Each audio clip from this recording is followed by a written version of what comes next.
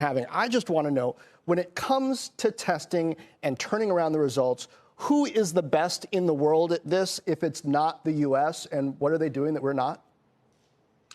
Well, what you have to look at, first of all, is that we're facing basically a crisis of reality hitting with what we can actually provide. What you really want to know is, are we providing the level of testing that we need in this country to effectively control the current pandemic? And the answer is an absolute no. And part of that is not because we're not doing enough testing. In some cases, we're not doing the right testing. Our group put out a document several months ago about the whole idea of smart testing. The mantra of test, test, test is just wrong. What we need to do is to have the right test in the right population at the right time for the right result to have a right impact.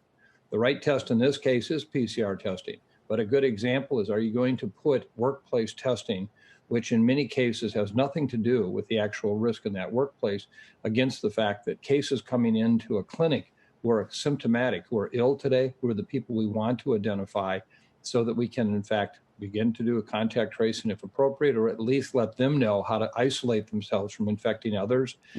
That's just a wrong combination of priorities. That's what we're talking about by smart testing. Yeah, and Doctor, I've got the uncomfortable feeling. Tell me what you think about this. Yeah. This is all taking on a Hunger Games sort of feel, where there's a group of people in the Capitol, maybe your professional sports teams, who get their tests and they get them fast, and then everybody else is kind of left to the wolves to duke it out.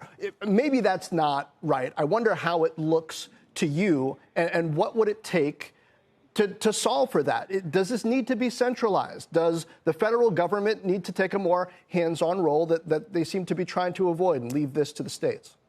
Well, first of all, you're really hitting on two different points that are both really important. One is, if it takes you 8 days to get tested and get a result back, that's not smart testing. That's wrong.